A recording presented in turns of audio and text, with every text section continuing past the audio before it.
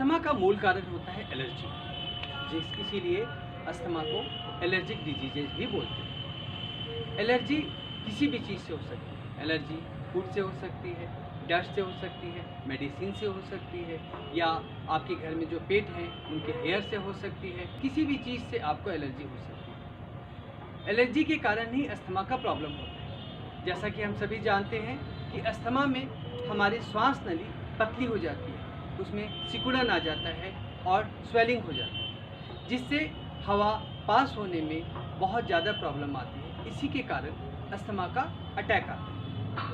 Asthma का इलाज मुख्यतः दो तरह से होता है, एक रेस्क्यू, एक प्रिवेंशन। रेस्क्यू में डॉक्टर्स इलाज करते हैं। यदि आपको अस्थमा का अटैक बार बार आ रहा है तो आपको तुरंत डॉक्टर के पास जाना चाहिए। यदि आपका हाथ, पैर, चेहरा या लिप नीले पड़ रहे हो और सांस लेने में तकलीफ हो रही हो तो आपको तुरंत डॉक्टर से कंसल्ट करना चाहिए। यदि आपको सांस लेने में तकलीफ के साथ साथ पसीना आ रहा हो और छाती में दर्द हो रही हो तो तुरंत आपको रेस्क्यू की ज़रूरत है। प्लीज़ आप डॉक्टर से मिलिए। दूसरा चीज़ होता है प्रिवेंशन।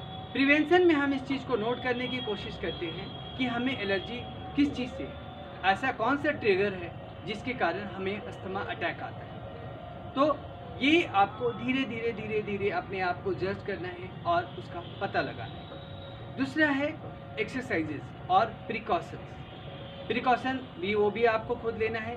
एक्सरसाइजेज वो हम कर सकते हैं आपके साथ। तो आइए आज देखते हैं अस्थमा में ऐसे कौन कौन से एक्सरसाइज हैं जिसे करने से आप अस्थमा पे पूरी तरह काबू पा सकते हैं, उसे कंट्रोल में रख सकते हैं, और अगर प्रैक्टिस आप रेगुलर करें तो उसे जड़ से भी ख़त्म कर सकते हैं।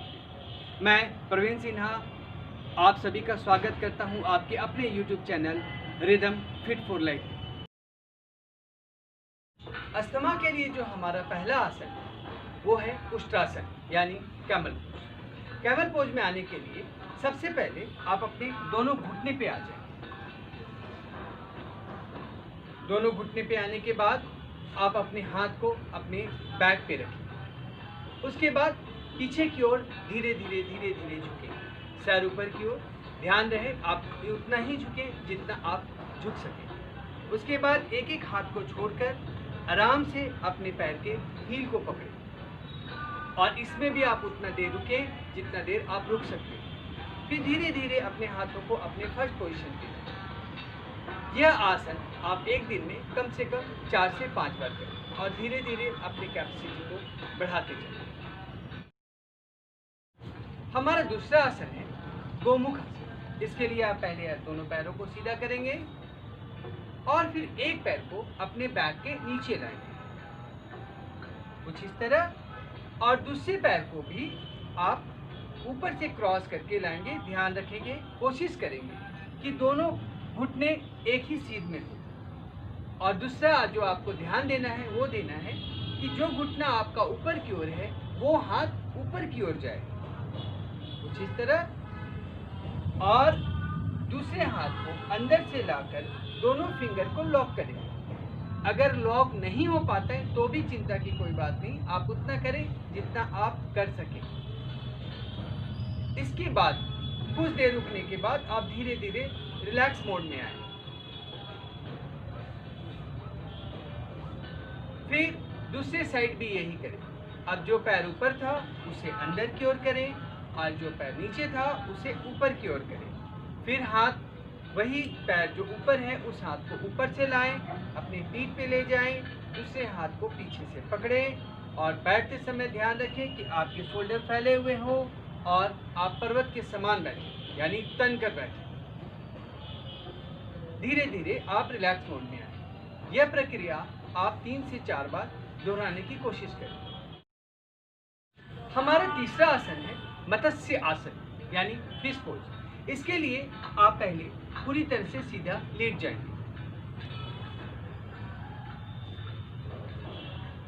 ध्यान रखें दोनों पैर आपस में सटी हुई रहें और अपने दोनों हाथों को अपने बैक के नीचे लगाएंगे और अपर बॉडी को अपने एल्बो के दम पर उठ जाएंगे।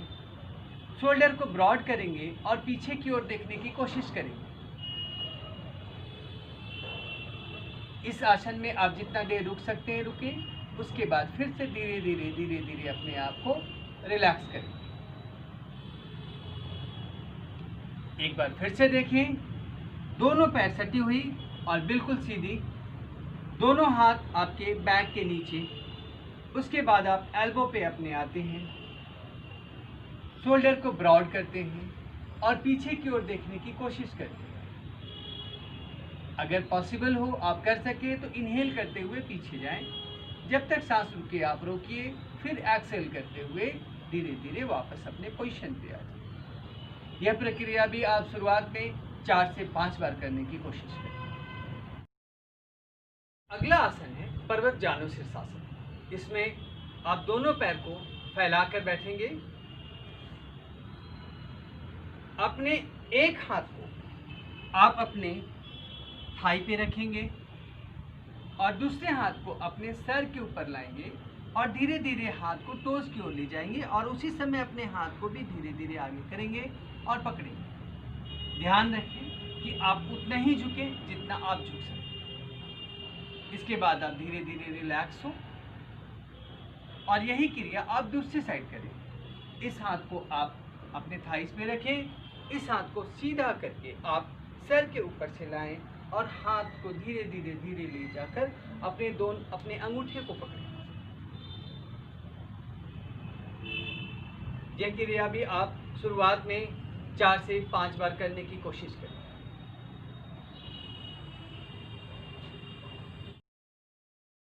हमारा अगला आसन है सलंब भुजंगासना। इसमें आप अपने पेट के बल पर लेट जाइए, कुछ इस तरह से। दोनों हाथों को अपने कान के बगल में रखें और अपने एल्बो को जमीन में सटा कर रखें और सांस लेते हुए ऊपर की ओर उठने की कोशिश करें। ध्यान रखें आपका एल्बो जमीन से नहीं उठे। सर को उठाएंगे और अपने अपर बॉडी को उठाएंगे, पैर सटी हुई और आपस में जुड़ी।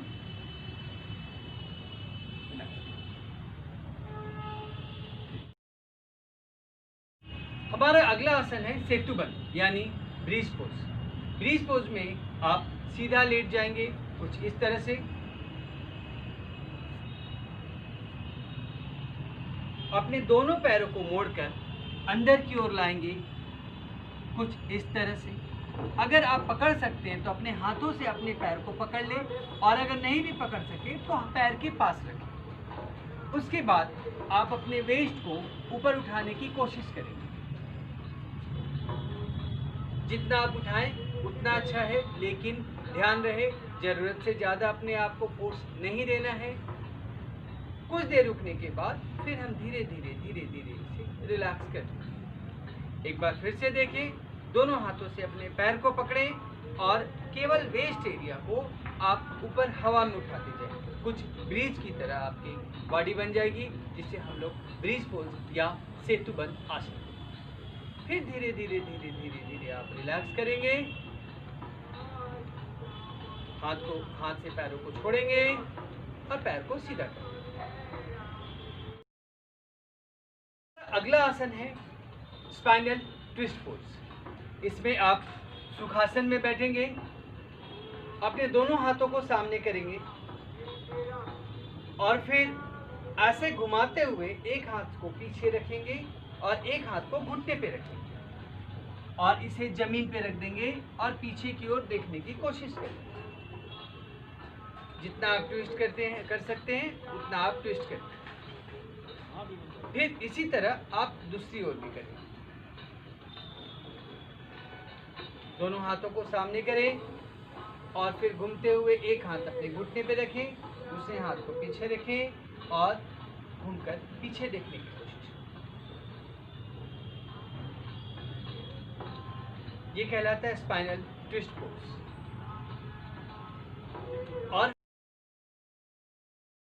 और हमारा अंतिम आसन है धनुरासन, वो पोज। इसके लिए आप उल्टा लेट जाएंगे,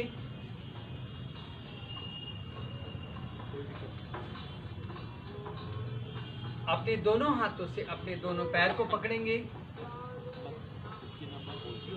और सांस लेते हुए अपने पैर को भी उठाएंगे और अपर बॉडी को भी उठाने की कोशिश करेंगे। ध्यान रखें, ज़रूरत से ज़्यादा जोर इसमें ना लगाएं, और अगर आपके घुटने में दर्द हो तो ये ना करें।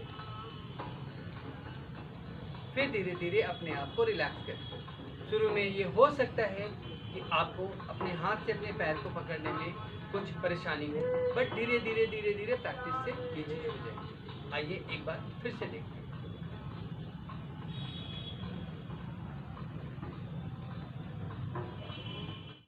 यदि आपको हमारा वीडियो पसंद आया और आपको यदि ऐसा लगता है कि ये वीडियो आपके लिए यूज़फुल है, आपके लिए लाभदायक है, तो प्लीज़ प्लीज़ प्लीज़ हमें सब्सक्राइब करें, इस वीडियो को लाइक करें, अपने दोस्तों के साथ शेयर करें और अच्छे अच्छे कमेंट करें, जिससे मुझे और हमारे दोस्त संजीत को मोटिवेशन मिले और हम आपके लिए और भी ज़रूरत की वीडियो बना कर लाएं। Thank you so much.